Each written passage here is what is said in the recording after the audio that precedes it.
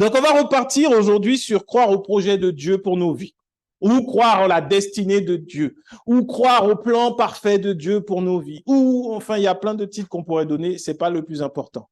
Aujourd'hui, on va parler de croire que Dieu a des plans, des projets pour nous. On va le faire en plusieurs étapes aussi. De croire en ça. On est sur la foi. On est sur la foi. Et lorsqu'on avait regardé cette partie de croire au projet de Dieu, on avait pris l'exemple de Matthieu 14, du verset 24 au verset 33. Bien sûr, comme tu te rappelles bien de ce passage, je vais quand même le lire pour moi, parce que j'oublie, pour me remettre dans le passage. Donc, dans Matthieu 14, du verset 24 au verset 33, il est écrit « La barque déjà au milieu de la mer était battue par les flots car le vent était contraire. À la 4e veille de la nuit, Jésus alla vers eux marchant sur la mer. Quand les disciples virent marcher sur la mer, ils furent troublés et dirent « C'est un fantôme !» Et dans leur frayeur, ils poussèrent des cris. Jésus leur dit aussitôt « Rassurez-vous, c'est moi, n'ayez pas peur. » Pierre lui répondit « Seigneur, si c'est toi, ordonne que j'aille vers toi sur les eaux. » Et il dit « Viens. » Pierre sortit de la barque et marcha sur les eaux pour aller vers Jésus.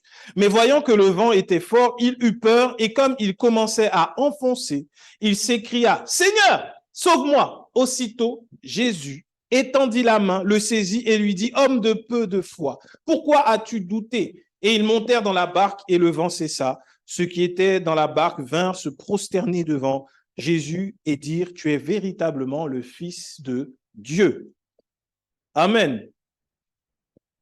C'est un peu ce qui se passe lorsque Dieu met des plans, des projets dans nos vies. Si Dieu te dit dans le lieu secret qu'il t'appelle à être prophète, il t'appelle à être apôtre, il t'appelle à être homme d'affaires, femme d'affaires, il t'appelle à une destinée extraordinaire qui va vraiment toucher ton environnement, tu vas commencer à avancer. Quand tu reçois la nouvelle dans le lieu secret, tu ressors de là déjà avec beaucoup de joie.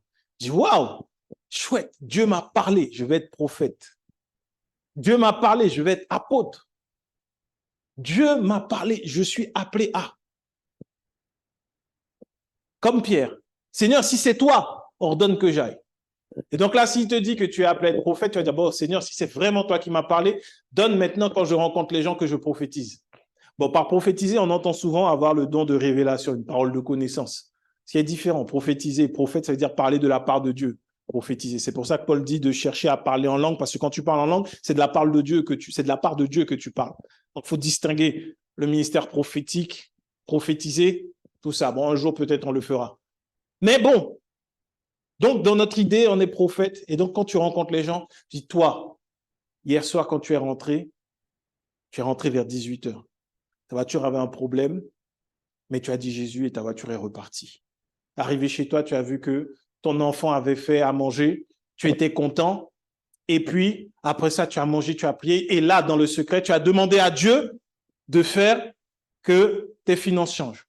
Et la personne dit, oh, oui, prophète et tout. Donc là, tu es content, tu commences à dire, ah, je suis prophète. Donc tu avances, jusqu'à ce que tu sois confronté aux difficultés, non pas de ce qui est la difficulté du ministère prophétique. Pas la difficulté de prophétiser, mais la vraie difficulté du ministère, c'est-à-dire de prendre soin des âmes. Parce que quel que soit le ministère, il faut prendre soin des âmes que Dieu nous a envoyées et nous envoie. Et ne pas abuser de ces âmes. Et quand tu commences à rencontrer ces difficultés, tu t'enfonces, comme Pierre s'était enfoncé. Commence à dire, Seigneur, sauve-moi, sauve-moi. Aujourd'hui, il s'agit de croire à la promesse de Dieu. Chacun d'entre nous, nous avons reçu une parole de Dieu. Dieu a un plan pour chacun d'entre nous. Qui sait ça? Si tu sais ça, lève la main. Le plan que Dieu a pour toi. Tu sais que Dieu a un plan pour toi. Donc, je parle aux bonnes personnes. Vous pouvez garder la main rapidement. J'ai dû que je vois bien. Tu as un plan. D'accord. Il y a un plan pour toi dans ta vie. Déjà, la première des choses que Dieu nous dit, parce qu'il y en a qui disent, mais moi, je ne sais pas. Je ne sais pas à quoi je suis appelé. Je ne sais pas ce que je dois faire. Ça, on le verra dimanche prochain par la grâce de Dieu. C'est un petit teasing. Pour revenir encore, non. Mais déjà, la piste, c'est que à nous tous, il a donné le pouvoir d'être enfant de Dieu. C'est déjà ton appel, enfant de Dieu. Si tu ne sais pas ce à quoi tu es appelé de manière plus spécifique, déjà, tu es enfant de Dieu. Et tu verras que rien qu'être enfant de Dieu, c'est un appel extraordinaire. Parce que la création tout entière attend la révélation des fils de Dieu. Juste ça. pour que tu puisses méditer dessus la semaine prochaine. Les fils, ce sont les enfants qui vont faire des choses extraordinaires. Donc après, derrière les apôtres, tout ça là, c'est des ministères pour l'Église. Mais nous sommes tous appelés, nous sommes tous enfants de Dieu. Ça, c'est le plan parfait de Dieu sur nos vies. Devenir enfant de Dieu. Mais maintenant, quand tu as reçu ça, que tu as reçu le plan, que tu sais que tu es enfant de Dieu, on verra après ce que ça veut dire, ce que ça implique. Il faut y croire. Et ça, c'est le plus dur. C'est le plus dur. Croyez-moi, c'est le plus dur. Je me rappelle à l'âge de 12 ans, même avant 12 ans, on m'a toujours dit, mais toi, tu as appelé à être pasteur, mais toi, tu as appelé à être pasteur. Oui, oui, oui. Ça, on te le dit jusqu'à ce que tu sois fatigué. Moi, je ne voulais pas. Tout ce qui m'intéressait, c'était chanter. Je voulais toujours à l'église chanter. Et puis même, je voulais faire l'armée parce que j'aimais bien. Je voulais être commando. Bon, Dieu, toute chose concourt au bien de Dieu. J'aimais le football aussi. Et puis mon genou m'a expliqué que c'était fini pour moi le football au bout d'un moment. Et l'armée aussi, du coup. Et je suis arrivé ici, en métropole, après avoir quitté la Guyane, après 20 ans de vie là-bas. Et j'ai rencontré un pasteur qui m'a parlé. Et c'est à partir de là que j'ai commencé à envisager effectivement d'être dans l'appel. C'était un évangéliste. J'en ai déjà parlé. En plus, c'était l'évangéliste Jacques Giraud. Il m'a parlé. J'étais là, le genou gonflé après une opération. Et il m'a parlé. Il m'a parlé de mon appel. Et j'étais, ce jour-là, je me rappelle encore, c'était dans le salon chez mes parents. Il y avait une telle présence de Dieu que je me suis dit, non, mais là, je me suis dit, mais je suis fou de ne pas accepter l'appel de Dieu sur ma vie. Et dans mon esprit, je pensais qu'en allant déjà dans un ministère, que l'appel allait pouvoir se faire. Mais quand Dieu fait quelque chose avec toi, c'est quelque chose de spécifique. Dieu est Dieu et la gloire n'appartient qu'à Dieu. Il ne va pas bâtir sur ce que quelqu'un d'autre a bâti. Il bâtit sur des fondations que lui-même aura mises. Et ça m'a pris plus de 10 ans pour que Dieu puisse poser la fondation de la grâce dans ma vie. Pourquoi? Avec beaucoup, je peux humblement reconnaître que je n'ai pas eu assez de foi au jour où j'ai reçu mon appel. Je n'ai pas eu assez de foi. J'ai été comme Pierre, j'ai considéré les vagues, le vent, j'ai considéré beaucoup de choses. Et je n'ai pas su marcher sur les eaux comme Pierre avait commencé à faire. J'ai commencé à m'enfoncer. Ça m'a pris 10 ans. Je prie vraiment que toi, ça ne te prenne même pas un an, même pas des mois, mais que tu puisses rentrer vraiment dans ce que Dieu veut. Parce qu'il manque une chose importante, c'est la foi. Mais tu vas me dire, comment avoir cette foi, une grande foi? Parce que moi, je vois les gars, ils remplissent des stades, ils vont dans les rues, ils prêchent, ils font. Comment tu fais pour avoir ça? Mon ami, ne sois pas intimidé par ce genre de choses. La Bible nous dit, c'est Jésus qui dit, qu'il nous faut avoir la foi comme une graine de sénévé. Si tu as déjà pris un pot de moutarde à l'ancienne et tu vois les graines qu'il y a dedans, c'est ça la graine de sénévé. C'est tout petit. C'est parmi l'une des plus petites semences au monde. C'est la graine de moutarde. Et on va regarder ce que la Bible nous dit à propos de la graine de sénévé. Matthieu 13, 31 à 32. C'est Jésus qui parle. Matthieu 13, 31 à 32. Il leur proposa une autre parabole et il dit, le royaume des cieux est semblable à un grain de sénévé qu'un homme a pris et semé dans son champ. C'est la plus petite de toutes les semences, mais quand il a poussé, il est plus grand que les légumes et devient un arbre de sorte que les oiseaux du ciel viennent habiter dans ses branches. Ta foi, le royaume de Dieu, quand tu reçois la grâce, c'est comme un grain de moutarde. Ça veut dire qu'au début, c'est difficile de croire. C'est difficile de croire que sans obéir à des principes et à des lois, Dieu t'aime et te donne tout ce que tu as besoin. C'est difficile de croire que sans faire, tu reçois, parce que Jésus a déjà fait. C'est extrêmement difficile. C'est difficile de croire ça. Je vous assure, la grâce, c'est pourtant très simple, mais il n'y a pas de chose plus difficile que de croire ça. Et ça vient comme une graine de moutarde en toi. Déjà, tu es pardonné, tu es aimé, et Dieu n'est plus en colère contre toi. Ça, ce sont les bases, parce que Jésus-Christ a tout fait. Ça vient se déposer en toi. C'est une graine de moutarde. C'est tout petit. Mais lorsque tu vois, tu restes accroché à cette petite graine-là, ça devient un arbre grand où les oiseaux peuvent venir s'abriter. Ça veut dire que quand tu gardes la foi et que tu demeures sur la parole de Dieu, même lorsqu'il y a des moments de doute, c'est-à-dire qu'il y a des moments où, comme Pierre, tu vas sombrer. Mais Pierre ne s'est pas dit, hé les gars, aidez-moi. Pourtant, il y avait les autres apôtres qui étaient là dans la barque. Il n'a pas dit, les gars, finalement, je me suis trompé, c'est peut-être un fantôme. Non. Il avait cette foi-là, il a douté, mais pourtant, il a dit Jésus. Ça veut dire que il est quand même resté accroché à Jésus-Christ. Sur le chemin, il a avancé, il a douté. Ce qui se passe des fois, tu peux être dans la grâce, tu sais que Dieu pourvoit à tout, mais la situation est tellement difficile, tu peux douter et commencer à sombrer et faire par tes propres efforts. C'est ce que Pierre a commencé à faire. Il a commencé à ne plus marcher sur la foi, ni par la foi, mais il a commencé à marcher par sa vue, par ses propres efforts. Et ses doutes ont commencé à le faire s'enfoncer. À cause de ses doutes, Pierre s'est enfoncé. Et nous, ça nous arrive. Mais lorsqu'on reste accroché et qu'on dit Jésus, il nous tient la main, il nous sort. C'est là la grâce, en fait. C'est ça la grâce. Lorsque tu doutes, c'est à ce moment-là que Jésus vient et te tend la main. À toi de dire Jésus seulement. Comme dans ce fameux rêve où tu vois que tu te bats contre quelque chose et tu essaies de parler, tu n'arrives pas à parler. À qui c'est déjà arrivé? Il y a plein de guerriers dans la nuit, là.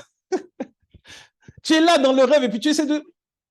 Toi, tu essaies de sortir toutes les prières qu'on t'a appris. Je te taille en... Le jeu ne sort pas.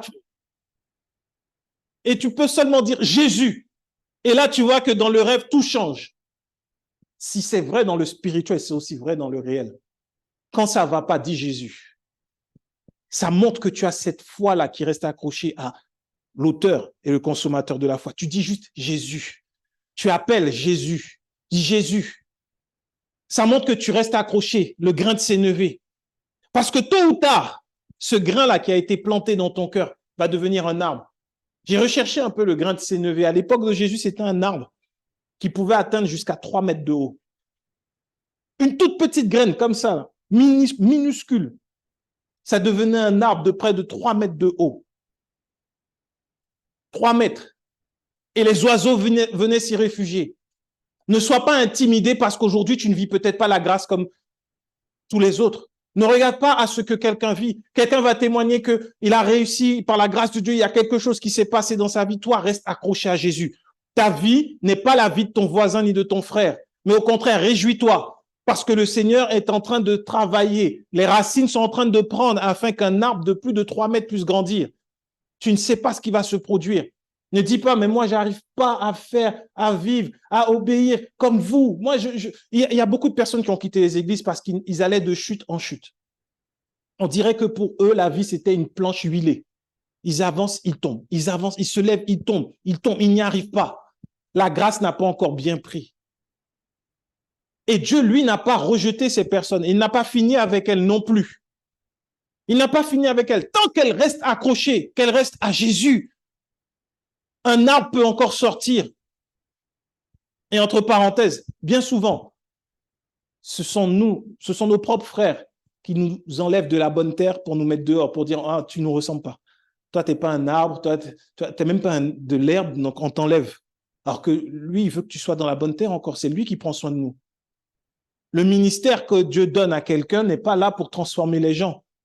Je le redis, ce n'est pas ton ministère qui transforme la vie de quelqu'un. C'est le Saint-Esprit. C'est Dieu, dans son amour. C'est l'amour de Dieu. Nous, à l'image de Jésus-Christ, ce qui me frappe, c'est que Jésus-Christ nourrissait les foules. On ne parle pas assez de ça dans la Bible. Les gens qui venaient écouter Jésus étaient nourris. Ils ne restaient pas là comme ça et repartir le ventre vide. La plupart du temps, il les nourrissait. Si tu regardes dans la parole, tu verras qu'à un moment, Jésus va se dire, mais les gens, ils sont là depuis 3 jours, on ne leur a rien donné à manger, qu'est-ce qu'on peut faire? Et là, les apôtres vont dire, on a 7 pains, on a du poisson, et là, il va encore multiplier les pains et les poissons. 4000 hommes, sans compter les femmes et les enfants, vont être nourris. Parce que Christ montrait l'exemple à tous ceux qui veulent rentrer dans le ministère. Nous sommes là pour nourrir les enfants de Dieu. Donner la parole, donner la bonne parole, donner cette parole qui va faire grandir justement cette graine. Et celui qui se charge de faire croître la graine, c'est le Saint-Esprit. Nous n'avons pas le pouvoir de transformer les gens. La seule chose que tu peux faire, c'est aimer ton prochain. Ton prochain qui pêche, aime-le parce que l'amour couvre une multitude de péchés. Ton prochain qui fait mal, pardonne-le. Ça lui permet de rester accroché dans la bonne terre et de continuer de recevoir la parole. Parce que sa vie peut être transformée et changée. De pécheur notoire, il peut devenir un gagneur d'âme. Ce que toi-même, tu ne peux pas faire. Il y en a qui ne sont pas faits pour aller dans les rues, parler de Jésus, qui ont du mal à faire ça. Mais peut-être le pécheur. D'ailleurs, j'ai rencontré beaucoup de personnes dans l'église qui avaient ce cœur pour aller évangéliser, le cœur pour aller parler de Dieu, mais leur vie, ils n'arrivaient pas à être stables. Ils tombaient tout le temps dans le péché. Mais ils avaient une fougue pour les âmes. Ce besoin de parole. Donc, il faut aimer nos frères. Supportons-nous, aimons-nous. Et on va faire que le bon berger prenne soin de ses brebis et les fasse grandir. Tout ministère qui ne te nourrit pas, fuis ce ministère. L'essentiel, c'est ton âme. Tu dois pouvoir grandir. Tu dois sortir de l'église et dire, j'ai mangé une bonne parole aujourd'hui. Je sais que mon Père m'aime et qu'il ne va pas m'abandonner. Même si c'est difficile, même si c'est pas comme je veux, mon Père est toujours là pour moi. Et je ne manquerai de rien. Mon compte en banque va me dire le contraire. Mais mon Dieu, lui, il m'a dit qu'il prend soin de moi, quoi qu'il arrive, de ne m'inquiéter de rien. Alors mon travail, ce ne sera pas de faire en sorte que mon compte se remplisse. Mon travail sera de faire en sorte que je ne m'inquiète de rien. C'est ça, le grain de sénévé, ne pas s'inquiéter. Ton inquiétude là est en train de fragiliser le grain de sénévé. Luc 17, verset 5 au verset 10, nous dit, Luc 17, 5 à 10, Luc 17, 5, 10 nous dit, les apôtres dirent au Seigneur, augmente-nous la foi. Augmente-nous la foi. Même les apôtres, à l'époque, ils marchaient avec Jésus. Alors nous, aujourd'hui, on doit pouvoir tenir bon. Parce que les apôtres qui côtoyaient Jésus, ils l'ont demandé, augmente-nous la foi. Et la réponse de Jésus, c'est, et le Seigneur dit, au verset 6, si vous aviez la foi comme un grain de sénévé, vous diriez à ce sycomore, déracine-toi et plante-toi dans la mer, et il vous obéirait. Qui de vous ayant un serviteur qui laboure ou paie les troupeaux lui dira quand il revient des champs, approche-toi vite et mets-toi à table? Ne lui dira-t-il pas au contraire, prépare-moi à souper, ceins-toi et sers-moi jusqu'à ce que j'ai mangé et bu. Après cela, toi, tu mangeras et boiras. Doit-il de la reconnaissance à ce serviteur parce qu'il a fait ce qui lui avait été ordonné? Vous de même, vous avez fait tout ce qui vous avait été ordonné. Dites, nous sommes des serviteurs inutiles, nous avons fait ce que nous devions faire. J'ai pris la suite de ce passage pour donner le contexte. Parce que souvent, on te dit, tu dois avoir la foi, déplacer les montagnes, les sycomores. Un sycomore, c'est un grand arbre. Gros. Et si tu as la foi comme une graine, un grain de sénévé, tu vois un peu le sycomore? Qui n'a jamais vu un sycomore? Même en photo. Regardez sur Google, vous avez votre téléphone, regardez un sycomore. Ça va te permettre de réaliser un peu ce que, une fois de la taille d'un grain de sénévé, oui, vous pouvez regarder sur les téléphones, je ne dis pas non. Sinon, on n'est plus au 21e siècle. Non, là, tu peux, parce que des fois, je n'ai pas de PowerPoint à projeter. Donc, regardez, un sycomore. L'arbre, il est grand.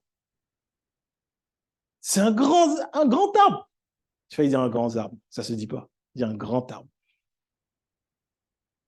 Il est grand ou pas? Oui.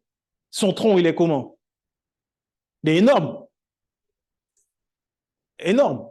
C'est ça, un sycomore. Et Jésus dit, quand les disciples lui disent, augmente-nous la foi, il leur dit, augmente-nous la foi. Il dit, si vous aviez de la foi comme un grain de sénévé, un sycomore, tu lui dirais, déracine-toi et va te planter dans la mer, il le ferait. Ça veut dire, ne doute pas de ce que toi, donc ne compte pas sur tes forces. Crois à ce que Jésus-Christ t'a dit. On verra la semaine prochaine, tu es appelé enfant de Dieu. Ça veut dire que toi, là, peu importe, il n'y a pas besoin d'être devant, d'avoir un micro, de prêcher. Mais si tu crois en la grâce de Dieu, tu ordonnes à un sycomore de se jeter dans la mer, d'aller se déraciner, même pas de s'arracher, de se déraciner, d'aller dans la mer, il va le faire. Alors aujourd'hui, quelle que soit la situation, le fait de croire seulement en Jésus, tu n'es pas obligé de connaître toute la parole, tu n'es pas obligé de savoir même prier, parce qu'il y en a qui pensent qu'il faut savoir prier. Tu n'es pas obligé d'avoir fait toutes les dîmes du monde. Tu n'es pas obligé d'avoir une vie le matin, le midi, le soir. Tu pries. Tu n'es pas obligé d'être comme ça pour pouvoir faire que les situations changent autour de toi. Pas du tout. Juste comme un grain de sénévé. Des fois, on a l'impression que Dieu nous demande quelque chose d'énorme. Ayez foi. Quand Jésus disait homme de peu de foi, mais il leur demandait juste d'avoir la foi d'une graine de moutarde. Est-ce qu'aujourd'hui, ça te semble impossible d'avoir un peu de foi comme la graine de moutarde?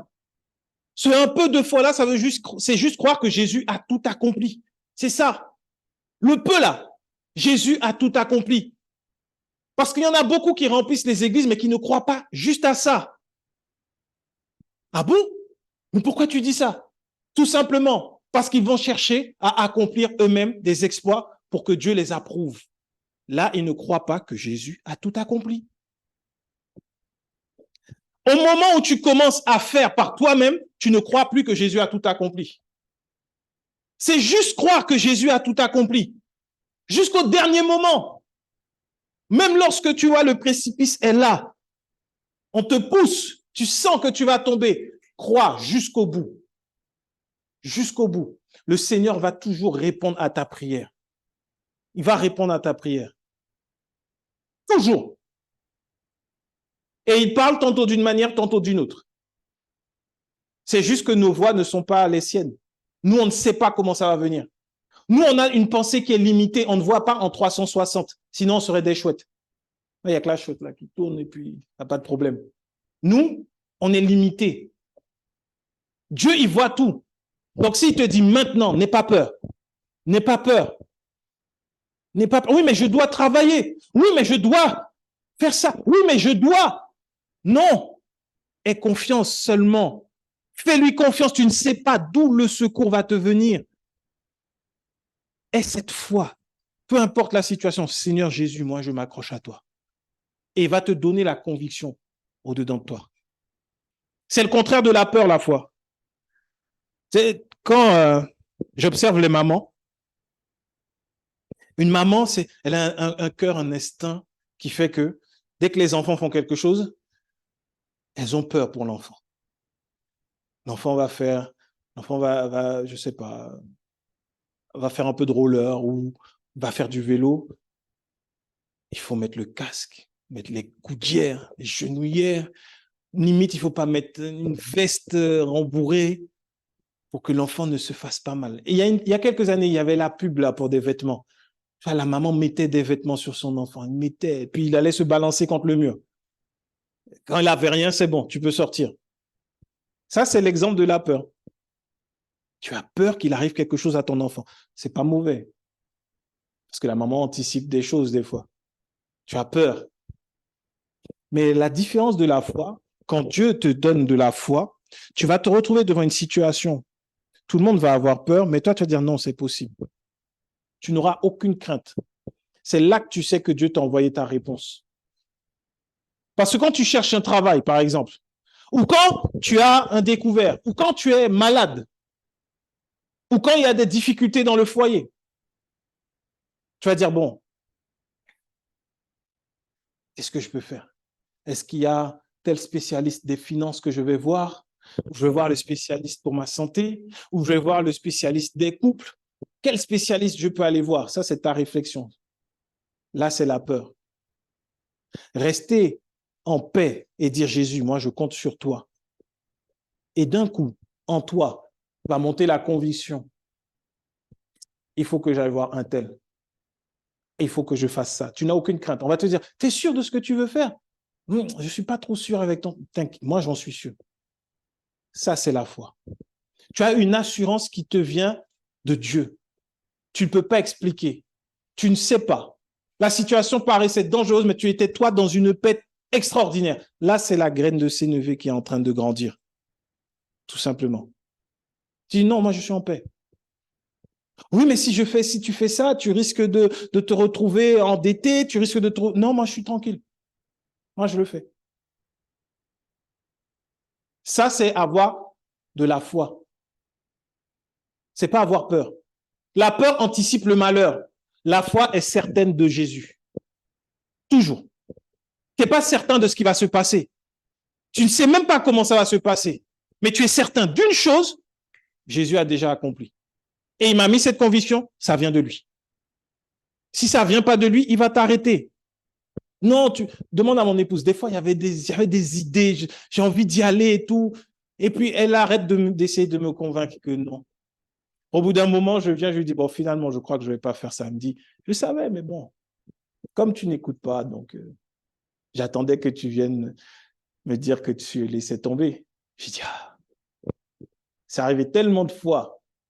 Parce que Dieu est bon. Il ne nous laissera pas prendre le mur. Donc, avance par la foi. Si je fais ça, il va me faire du mal. Non, avance par la foi. N'anticipe pas le malheur. Ne t'attends pas au malheur. Et c'est comme ça qu'on marche dans la foi, au fait. C'est petit à petit. Ce sont des exploits que l'on fait petit à petit. C'est un exploit d'être en paix au quotidien et de ne pas avoir peur pour ta famille, pour ton conjoint, pour toi-même. Ne pas avoir peur. Si un jour tu pars en retard de chez toi et que ce n'était pas ta volonté, tu t'es réveillé à l'heure, sois en paix. Tu ne sais pas ce que Dieu t'a évité ce jour-là. Et tu peux te retrouver au travail et être le premier parce qu'il y a eu des problèmes pour tout le monde et puis tu arrives le premier en retard, mais tu es le premier quand même. Donc les autres ne savent même pas si tu étais en retard. Tu dis, mais comment tu as fait? Oh, je suis arrivé. J'ai tout ouvert, j'ai tout préparé. Alors que toi-même, tu étais en retard. Mais Dieu, il sait toutes choses. C'est ça, avoir la foi. Un grain de sénévé. C'est pas tout de suite mort, lève-toi. Non. Et derrière, pourquoi je prenais le verset 7 jusqu'au verset 10?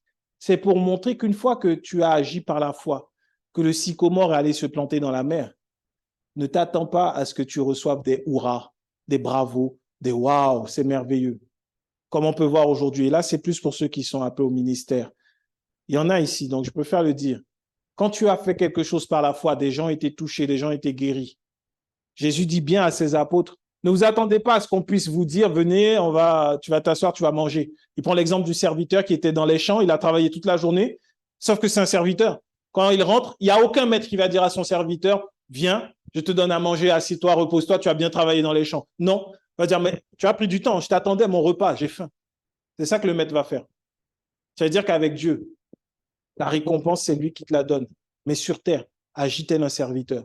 Ne t'attends pas à recevoir de la gratification. C'est en ce sens-là que nous devons vraiment revoir notre façon de vivre la vie chrétienne aussi. Notre foi est sur Jésus-Christ. Ne gratifions pas les hommes d'une pointe de gloire, même d'une petite poussière de gloire. C'est Jésus-Christ. Quand tu as de la foi, quand tu vois quelqu'un qui agit par la foi, c'est Jésus-Christ qui agit. Un homme n'a aucune gloire à recueillir. Un homme ne doit pas être servi. Un homme ne doit pas être élevé au-dessus de tout. Un homme ne peut pas prendre cette place-là dans l'Église, ni dans nos cœurs, ni dans nos vies. Ce sont des serviteurs au service de Dieu. Enfants de Dieu également. Mais ils sont là pour nous nourrir. On va continuer sur le grain de sénévé. Et on va regarder un épisode extraordinaire. Matthieu, chapitre 17, du verset 14 au verset 21. Matthieu 17, 14 à 21.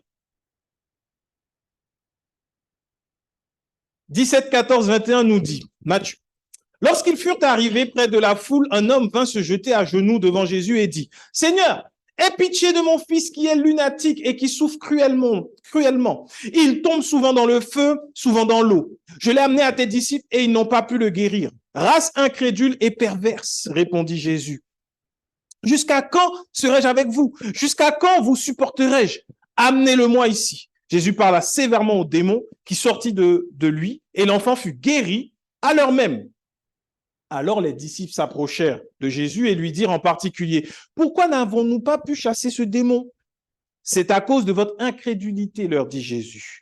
Je vous le dis en vérité, si vous aviez de la foi comme un grain de sénévé, vous diriez à cette montagne, transporte-toi d'ici et là, et elle se transporterait. Rien ne vous serait impossible. Mais cette sorte de démon ne sort que par la prière et par le jeûne. C'est extraordinaire. La prière et le jeûne, chasser des démons. Il y en a qui en ont fait des doctrines. Il faut jeûner, prier pour aller chasser les démons. Et là, il leur parle plutôt du grain de sénévé. Et ce qu'il a dit juste avant, qu'on a vu dans Matthieu 13, il a dit avant, il leur a parlé du grain de sénévé et de comment ça peut grandir. Donc, il leur a parlé de la foi déjà. Et on voit Jésus opérer. Et il nous fait comprendre également que si on avait de la foi comme une graine de moutarde, ce que beaucoup d'hommes ont pris pour établir leur business dans le monde du spirituel, c'est-à-dire chasser des démons, venir, tu fais une offrande au prophète, à l'apôtre, au bishop, pour qu'il chasse tes démons. En fait, c'est comme si tu allais voir à l'époque un marabout. Hein. C'est pareil. On disait un gars des affaires chez nous. Tu vas le voir, il va regarder tes affaires. Non, c'est un homme de Dieu. Il va te dire, ça vient de quelle génération, c'était tel tonton, et puis il a fait tel sacrifice, il a mis des bocaux, il les a mis dans la cour là, et puis tous tes parents, ils sont tenus par ça. Tu verras toutes les femmes dans ta famille, à partir de 30 ans, elles perdent leurs cheveux, elles sont chauves. C'est à cause de ce tonton-là. Donc ça crée de la haine.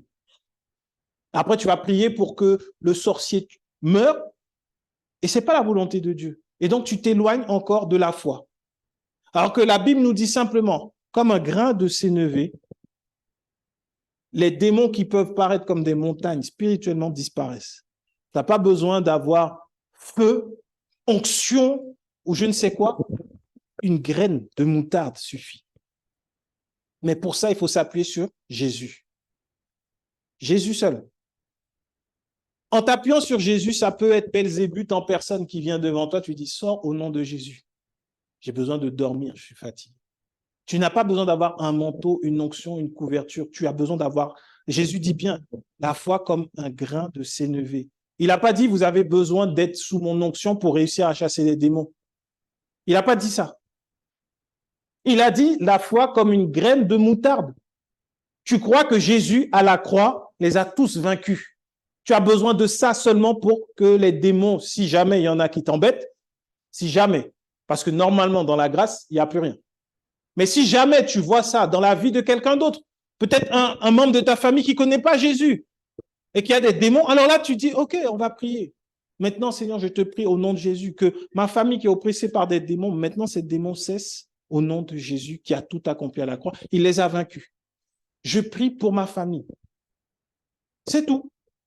Tu n'as pas besoin de crier, d'appeler des spécialistes du combat spirituel. Non. Tu as besoin d'avoir de la foi comme une graine de moutarde. Et c'est gratuit. C'est gratuit. La foi, c'est gratuit.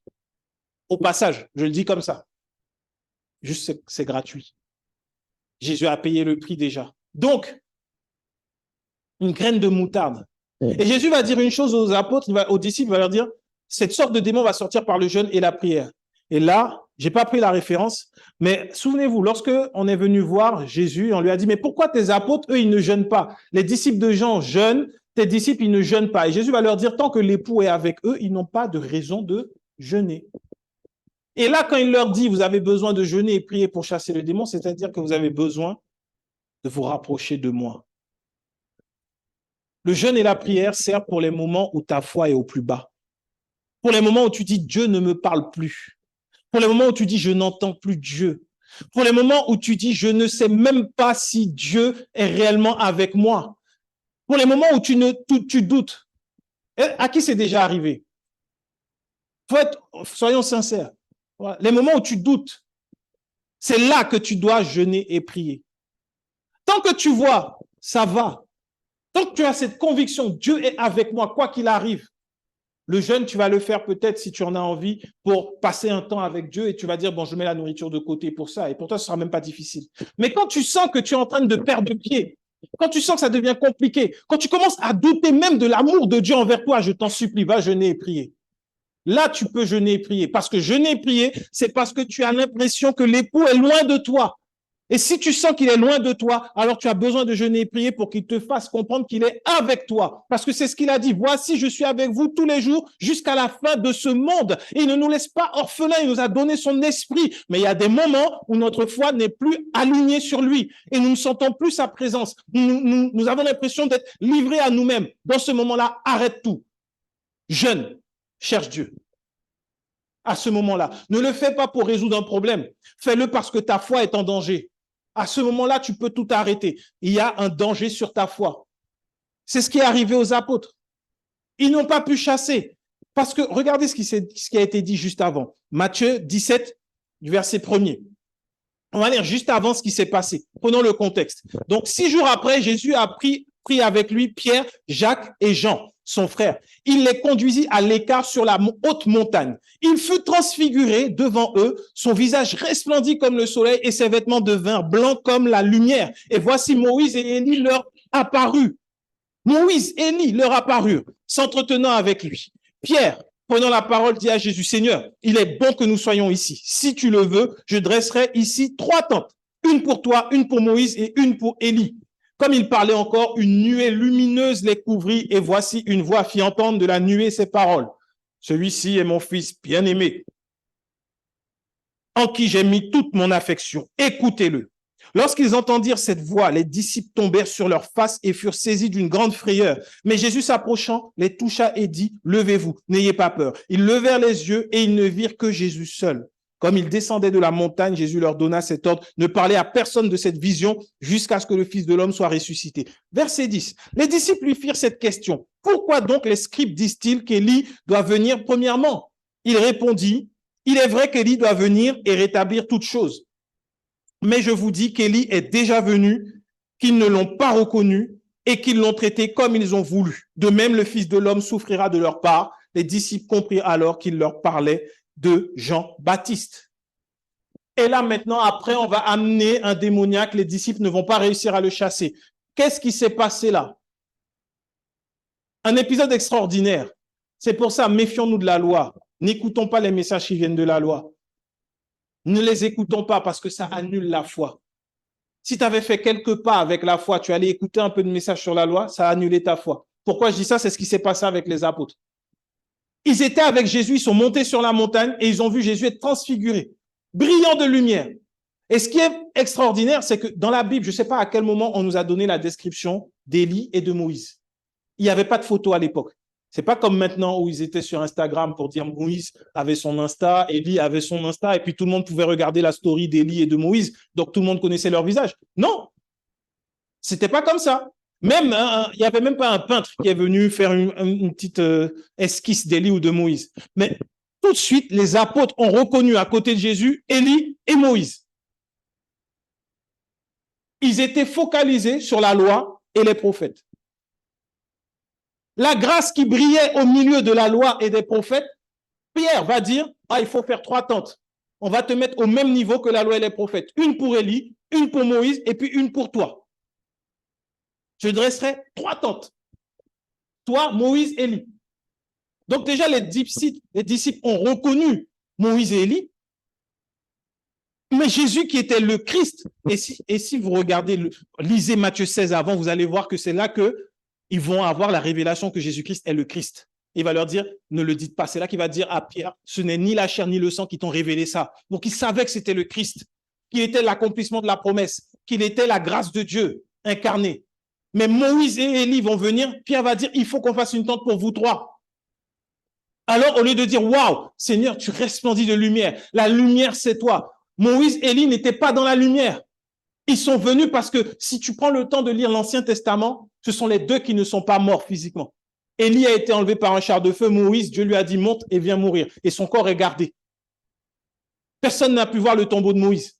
Et la promesse de Dieu, c'était qu'ils allaient voir l'accomplissement des promesses faites à Abraham. Donc, ils ont vu la promesse de Dieu. Ils ont vu Jésus-Christ. Donc, si tu doutes que Jésus-Christ est l'accomplissement de la parole de Dieu, là, cet épisode te fait comprendre que Élie, Moïse ont vu la promesse de Dieu. Ils l'ont vu. Beaucoup dans l'Ancien Testament sont morts sans avoir vu cette promesse s'accomplir. Et Jésus est cette promesse, la promesse de libération pour toute l'humanité, la promesse de paix, celle qui avait été faite à Abraham. Ils l'ont vue. Sauf que les disciples sont restés focalisés sur « j'ai vu Élie, j'ai vu Moïse ». Moi, je peux les comprendre à l'époque. Quand tu sais que Moïse est celui qui a libéré le peuple et que Élie est celui qui est parti sur les chars de feu, j'aurais dit « waouh, j'ai vu les gars ». Non, j'aurais fait pareil, j'aurais fait un réseau, j'aurais même fait une entreprise. Je viens te raconter comment Élie et Moïse étaient. Moïse avait une barbe blanche et Élie lui, il était un peu fort, tu vois, il était un peu rond. Et je viens te décrire un peu ça, tu vois.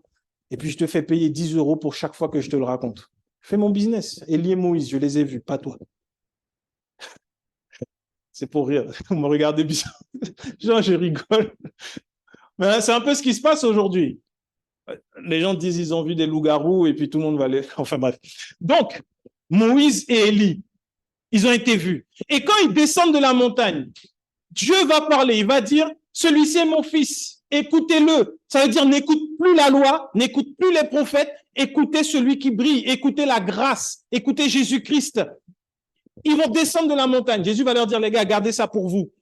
Jésus pensait que les gars allaient dire, oui, on a vu Jésus, son visage resplendissait. Non, leur seule question là, mais Seigneur, pourquoi ils disent que Élie devait revenir? Parce que nous, on a vu, en sous-entendu, on vient de voir Élie. Donc, ça veut dire que ce que les scribes disent, c'est vrai, que Élie va revenir premièrement, effectivement. Donc, toi, peut-être que finalement, tu n'es pas totalement le Christ.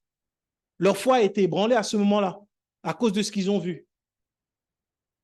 Et Jésus va leur dire, oui, effectivement, Élie devait revenir. Et d'ailleurs, il est déjà venu. Et ils vont comprendre qu'il parlait de Jean-Baptiste. Jean-Baptiste, c'était l'esprit d'Élie qui était revenu. Et juste après, on va leur dire de chasser un démon. Moïse, Élie n'ont jamais chassé un démon. Jamais. Il n'a même pas chassé l'ongle d'un démon de quelqu'un. Jésus est le seul capable de le faire. Mais eux, parce qu'ils avaient vu la loi et les prophètes, parce que leur regard était désormais sur la loi et les prophètes, ils étaient incapables d'opérer sous la grâce. Et là, Jésus leur a dit, allez jeûner et prier pour revenir vers moi. C'est ça le jeûne, la prière. Tu prends un peu de message sur comment le manteau de Élie, c'est important. Tu t'éloignes de Christ. Tu prends un peu de message comment il faut soutenir Moïse pour que dans la vallée, les soldats aient la victoire. Pour que dans ta vie, si ton pasteur, tu le soutiens, dans ta vie, tu auras la victoire. Tu t'éloignes de Christ. Par contre, tu t'approches de Jésus-Christ. Tous les démons, toutes les montagnes, tous les sycomores, ils sont tous à tes ordres par la foi, comme une graine de moutarde. Avoir la foi d'un grain de sénévé. C'est plus puissant qu'une parole de la loi. C'est plus puissant qu'un acte prophétique. C'est s'appuyer directement sur ce que Jésus a fait. Quand il te dit qu'il a des projets pour toi, des plans de paix et non de malheur, pour te donner un avenir et une espérance, ça ne peut se réaliser qu'en croyant en Jésus-Christ. Et ce n'est pas quelque chose de compliqué. Une graine de moutarde, un grain de sénévé, juste un peu. Ne doute jamais que Jésus est mort pour toi par amour, afin que tout soit accompli dans ta vie. Ne doute jamais de ça. Tu as la graine de sénévé, le grain de moutarde, et ça va devenir un arbre. Et les oiseaux du ciel vont venir, c'est-à-dire que la création va venir pour pouvoir retrouver un peu de paix à l'ombre de la foi que tu auras développée. Amen.